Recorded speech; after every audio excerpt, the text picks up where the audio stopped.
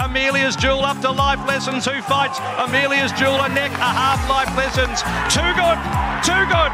Amelia's Jewel a length life lesson. Welcome back to the preview, everybody, for Group 1 Underwood Stakes Day. Really looking forward to this card. It's going to be an absolute cracker. 10 of the best from Caulfeild with a couple of short price favourites and a couple of horses that should prove very hard to beat. Looking to bounce back off a disappointing weekend last week at Flemington. But we're back to Caulfeild. Group 1 day. Can't not get excited about that. And we could see some good horses going around. No, sorry. We will see some good horses going around on Saturday. But let's get into the preview and find the winners. Race number 1 at Caulfeild is a benchmark 70 handicap over the mile, and shock him over. Won't be beaten here. He's a good thing, and I'm pretty confident in him scoring here. Comes back a mile in grade. Comes out of a... competes at the same level as he did first up in a benchmark 70, but he's just better than 70 grade, and I think he'll be winning this for Craig Williams. Rode him first up, and was a massive performance to be finishing as closely as he did. Angry Skies has come out of the race to win, so Form Frank, best horse in the race, will be winning and has been heavily backed, and I think Craig Williams can start the day with a winner. Palenko for second, running consistently well, and they change his headgear a little bit, so I'm interested to see how he goes. Skinny Dip I thought was over the odds and always happy for fourth, but they all can try, but they won't beat Shock 'em over in the first. 40 the win. Race number 2 at Caulfeild is a benchmark 7-8 handicap over the 2,000 metres, and first Immortal on top for Mark Levi Camadar and Huey Bowman in the saddle instead of Blake Shin. Even with carrying the 63 kilos, this horse is the one to beat, and quite clearly the one to beat. Was unlucky on his returning run at the Valley. Should have won by a good space. Had absolutely not a lot of luck, and should have won there.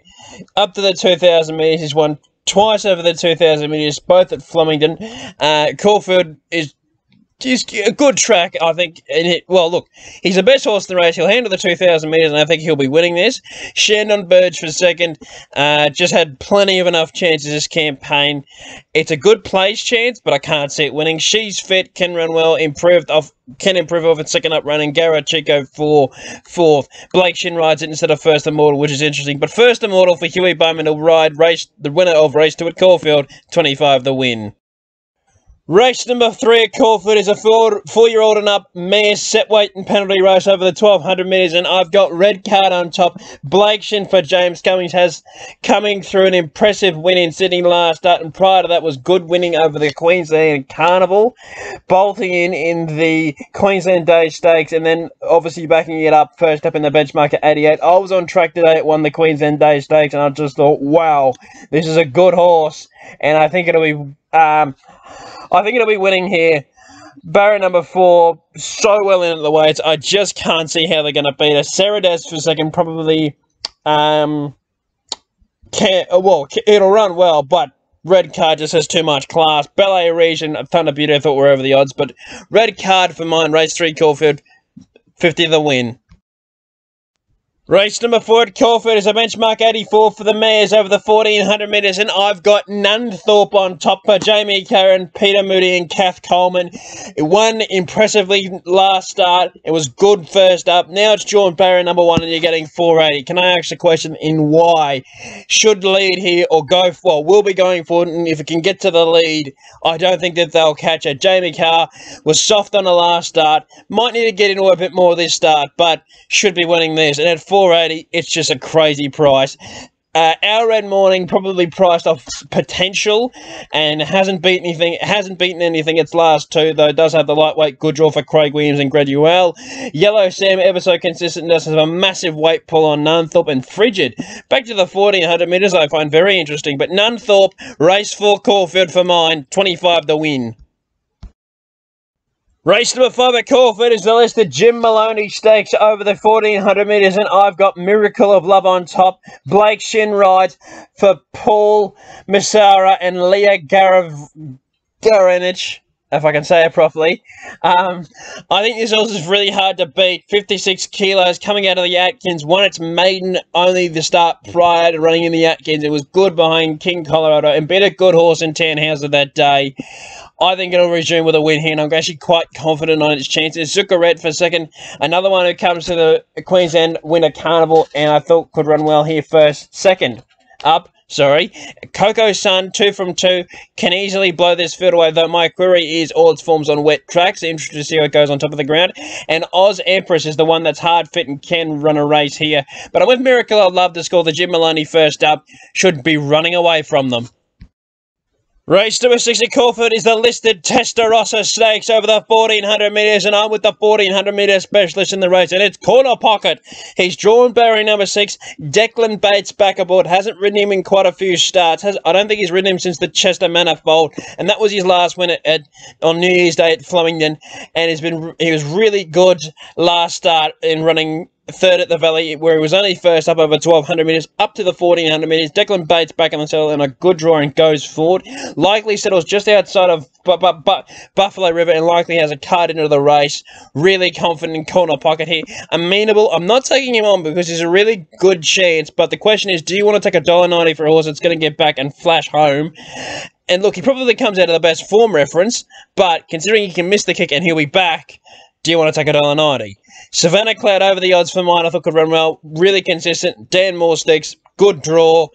$18 is the wrong place. And Bandersnatch comes through some good racing, but I think might need one more. But Corner Pocket for mine on the list at Testarossa. 40 the win.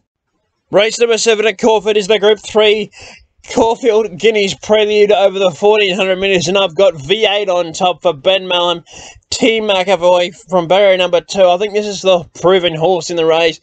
He arguably should be undefeated. He struck a heavy 10 bog track in Sydney in the Group 1, and he was still game enough to run for 4th, and it was a big win first up. I think he can go right on with it here and win again. Steparty for second. He's the most exciting horse in the race, and he's 4 from 4. But all good horses get beaten, and I think this horse will be.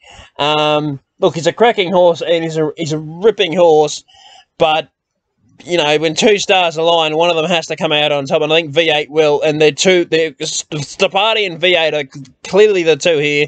Little Bros for third, I thought could run well. The Group 1 winner of the Blue Diamond, and Southport Tycoon, the other one that's undefeated in the race, I thought was over the odds at $12, but I'm with Veight in the Caulfeild Guineas Prelude, 60 the win.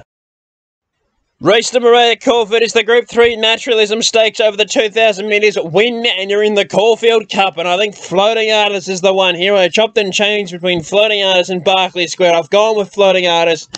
Break between runs, fresh, into the 2,000 metres. Onto the 2,000 metres after winning impressively over the 2,040 at the Valley.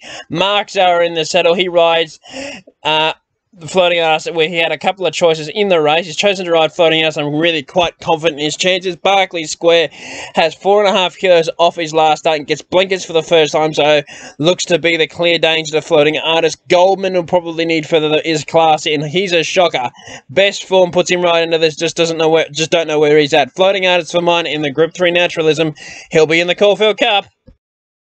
Race number 9 at Caulfeild is the Group 1 Underwood Stakes over the 1,800 metres, and I am with Alligator Blood on top for Damien Oliver and Gay Waterhouse and Adrian Bott. Drawn wide, though, should push forward. Third up, Hard Fit, coming out of Group 1 racing, and I'm pretty sure that he can win this and score his well-deserved Group 1 first. Group 1 of the spring here, and I'm actually quite confident. Without a fight for second, 2 from 2 over its last campaign. Was very impressive, winning 2 races over the Queensland Carnival. Mark Zara is on for the ride. Booked for the ride from barrier 11, likely gets back, but will be charging home. Tuvalu, has put a lot of people off, though I don't think it's that bad of a chance. From barrier 13, third up, Jamie Carr, can run really well, and Solcombe, can he back it up from what he did first up? Yes, Out in Trip is the answer. And Alligator Blood will be winning the Underwood. I'm actually quite confident, 50 the win. Caulfeild race 10 to finish the day. It's a benchmark 100 handicap over the 1,100 metres, and I'm with Midwest. Too quick he'll be here. For Muramu Penn, carrying the 56 kilos, was very good in the was very good first up. running second in the heath over the 1100 behind an absolute star, and as Fura drops a kilo on that effort. Wuramu put in the saddle, loves Caulfeild, loves 1100 metres, and I don't think they'll catch him here. He'll likely be leading or just outside of the lead and just be winning this. She Dances for second, the other one they'll be up on the pace.